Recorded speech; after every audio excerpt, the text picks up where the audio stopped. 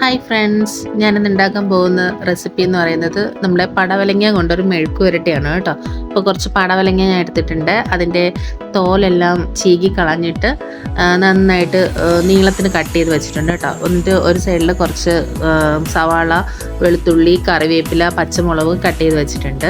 അപ്പോൾ ഇനി നമുക്ക് അടുപ്പത്തൊരു പാത്രം വയ്ക്കാം. പാത്രം വെച്ച് അതിലേക്ക് ആവശ്യമുള്ള എണ്ണ ഒഴിച്ചു കൊടുക്കാം.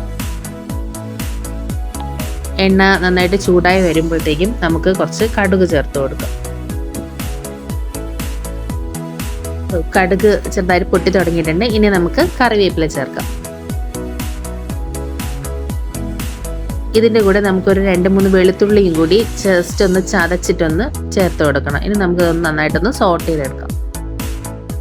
വെളുത്തുള്ളി ഇട്ടിട്ട് നമ്മളൊരു മെഴുക്കുവരട്ടി ഉണ്ടാക്കുകയാണെങ്കിൽ അതിന് നല്ലൊരു ഫ്ലേവർ ആയിരിക്കും, നല്ലൊരു മണവും ടേസ്റ്റും അതിനുണ്ടാവും. വെളുത്തുള്ളി ഇഷ്ടമില്ലാത്തവർക്ക് ചേർക്കണ്ട കേട്ടോ. അപ്പോൾ ഇതിലേക്ക് നമുക്ക് സവാളയും അരിഞ്ഞു വെച്ചിരിക്കുന്ന പച്ചമുളക് നമ്മൾ എടുത്തിരിക്കുന്ന പടവലങ്ങയ്ക്ക് ആവശ്യത്തിനുള്ള എരിവിനുള്ള പച്ചമുളകാണ് ഞാൻ എടുത്തിട്ടുള്ളത്. അപ്പോൾ മുളക് പൊടി ചേർക്കുന്നു എന്നുള്ളവർ പച്ചമുളക് ചേർക്കേണ്ട ആവശ്യമില്ല കേട്ടോ. അപ്പോൾ ഞാൻ മുളക് പൊടി ഇതിൽ ചേർക്കുന്നില്ല. അതുകൊണ്ട് ഞാനൊരു 4-5 പച്ചമുളക് എടുത്തിട്ടുണ്ട്. അപ്പോൾ ഈ സവാളയൊക്കെ ഒന്ന് പെട്ടെന്ന് വഴണ്ട് വരാൻ വേണ്ടിയിട്ട് നമുക്ക് കുറച്ച് ഉപ്പും കൂടി ചേർത്ത് കൊടുക്കും. ഉപ്പ് നമ്മൾ ചേർക്കുമ്പോൾ നമ്മൾ പടവലത്തിനും കൂടി ആവശ്യമായിട്ടുള്ള ഉപ്പ് വേണം നമ്മൾ ചേർത്ത് കൊടുക്കാൻ. അപ്പോൾ ഇത് നന്നായിട്ട് നമുക്കിതൊന്ന് സോട്ട് ചെയ്തെടുക്കാം. ഉള്ളിയും പച്ചമുളകും എല്ലാം ആ പച്ചമണമൊക്കെ മാറി നന്നായിട്ടൊന്ന് വഴണ്ട് വരണം. അതുവരെ നമുക്കിതൊന്ന് ഇളക്കി കൊടുക്കാം. ഏകദേശം ഇതായിട്ടുണ്ട്. ഇതിലേക്ക് നമുക്ക് മസാല ചേർക്കാം. മസാല എന്ന് പറയുന്നത് വേറൊന്നുമില്ല, നമ്മൾ മഞ്ഞൾപ്പൊടി മാത്രമേ ഉള്ളൂ.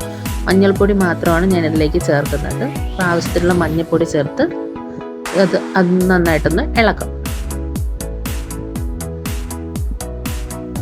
ഇപ്പോൾ സവാളയെല്ലാം നന്നായിട്ട് വഴണ്ട് വന്നിട്ടുണ്ട് കണ്ടോ.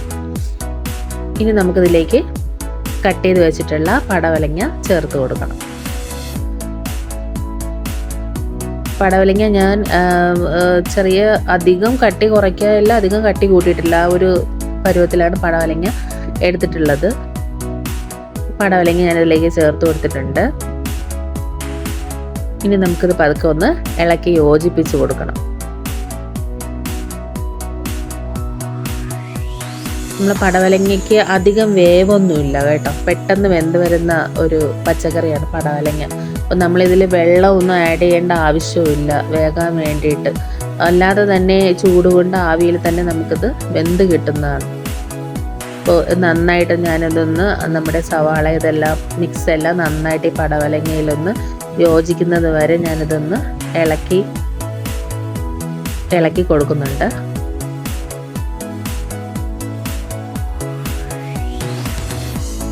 അപ്പോൾ നമ്മുടെ പടവലങ്ങ എല്ലാം വെന്തിട്ടുണ്ട് കണ്ടോ. ഞാൻ വെള്ളമൊന്നും ചേർത്തുമില്ല, അടച്ചു വെച്ചില്ല, ഇളക്കി കൊടുത്തിട്ട് മാത്രമേ ഉണ്ടായിരുന്നുള്ളൂ. അപ്പോൾ പടവലങ്ങ വെന്തപ്പോഴത്തേക്ക് ആ ക്വാണ്ടിറ്റി കുറഞ്ഞായിരുന്നു. അപ്പോൾ നിറച്ചുണ്ടായിരുന്നു, അതൊന്ന് കുറഞ്ഞിട്ടുണ്ട്.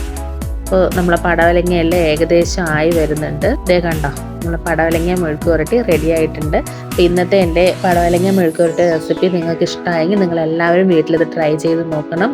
സബ്സ്ക്രൈബ് ചെയ്യാത്തവരുണ്ടെങ്കിൽ സബ്സ്ക്രൈബ് ചെയ്യുക, ലൈക്ക് ചെയ്യുക, ഷെയർ ചെയ്യുക. അടുത്തൊരു വീഡിയോയുമായി ഞാൻ വീണ്ടും വരുന്നത് വരെ ബൈ.